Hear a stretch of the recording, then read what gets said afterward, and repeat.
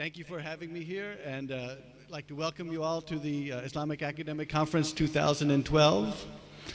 As a principal research fellow at IAC in Malaysia, I've had occasion to participate in many high-level conferences around the world, but I've never seen a conference with this many dedicated scholars in so many fields. The breadth and the width is amazing.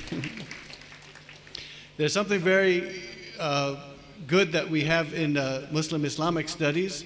There's a feature about the mix of academic and activist work.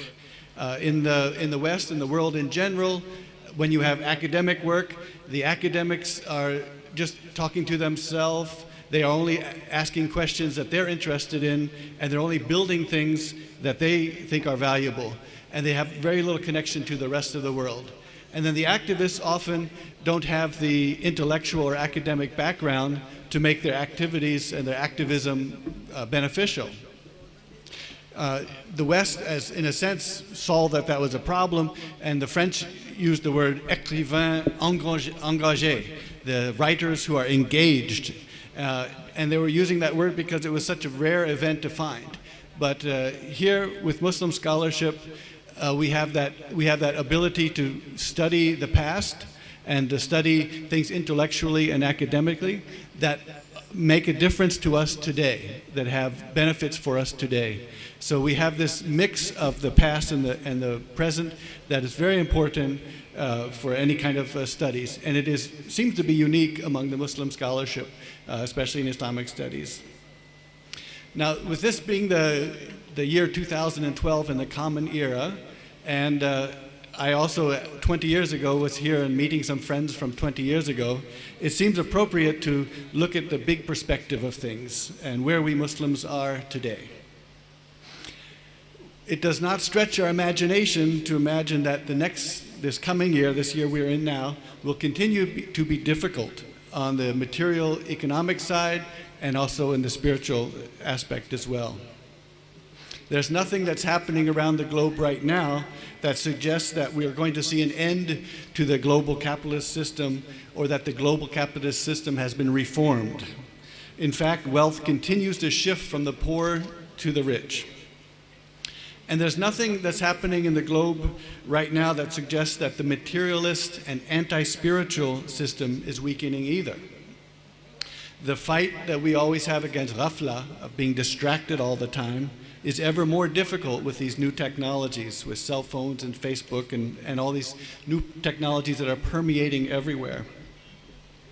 So in this situation, we have to ask, what is our response? How do we deal with the difficulties in the material and economic realm and the difficulties in the spiritual realm as well?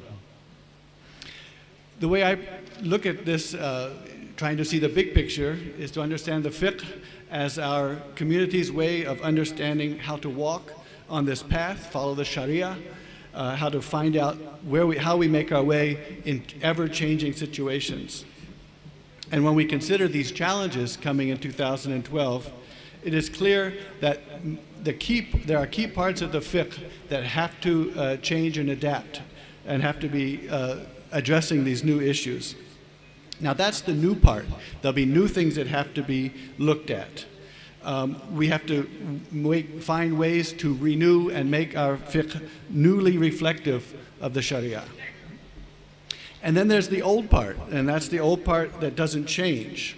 And especially when you have these big changes, like in the year 2012, the tradition will become even more valuable. Societies, when they come into a bumpy ocean, they jettison things from the boat. They throw things out to make the boat lighter. And most societies have thrown away all of the things that are valuable and that could help them steer their way in difficult times.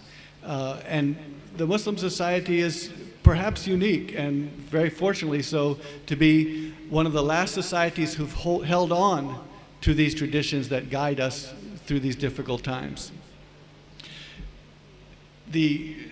Just a few months ago, we had a major conference on Islamic finance and banking in Kuala Lumpur in Malaysia, and Dr. Mahathir, who was the Prime Minister for 20 or so years, gave the keynote speech, and he spoke off the cuff. He just pretty much gave us informal talk about what he sees the world, what's happening in the world. What we have is a global capitalist system which is founded on three items or features which spell destruction. It's a very dangerous system. It starts out with fiat currency. That is that a government or a reserve bank can create paper money and say this paper is money. It's not backed by any asset. It's not connected to any asset, to gold or anything that's valuable. It's just fiat created by, let's make another bill. Let's make another bill. The second one is the fractional reserve system, which is that a bank takes in some money, some cash, and then lends out 9 times more than it has. And so it's giving people money which is not actually built on or tied into any money that they actually have. Countries have come this way. Most of the countries that we think of as powerful, Germany, Greece, all of these countries, the Eurozone countries, their debt is much, much higher than their GNP. They don't have the money to pay for their debt. And then the third aspect is riba, is the idea of usury or interest. And that is that if a currency has no fixed anchor into an asset, then it will grow and grow and grow. And that growing is called interest or usury, and it's where riba comes from. And that's why these three features of the modern economy have already been crashing, and they will continue to crash throughout this year. Now, so a few months ago, for this conference, we were approached in Malaysia by a group of French bankers, and they wanted to bring they were saying that we are a group of French bankers and we're connected to some scholars in France, and we look at our banking system and we say this is a disaster. He says, we know nothing about Islam, but we know that you have a system that works. And so they were coming to us to ask, what is this system that will avoid these pitfalls that the world economy is facing? Of course, part of that most important part of Islamic banking then is the idea of having an asset, that's something that you hold on to that's real, and you don't just create money out of nowhere. So Dr. Mahathir, who gave that speech, he was saying that he was telling a room full of bankers, and he was telling them things that I'm sure they didn't really want to hear. And he was telling them, this fast growth economy of yours, it's no good.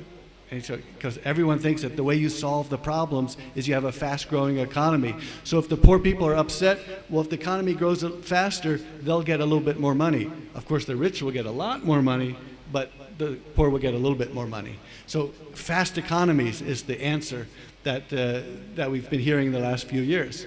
And he said, if we have Islamic banking, Islamic economic system, we won't have such fast growth. And he says, but that's a good thing, because that will be better for the environment, that will be better for us, that will be better than this boom and bust, boom and bust.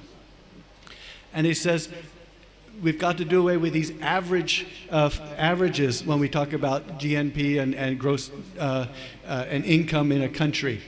Yeah, you can have someone who is very high and very many people who are very low. The average is quite good, but no one makes that money. There's one person making a lot of money and the rest are making nothing. So the average might be good.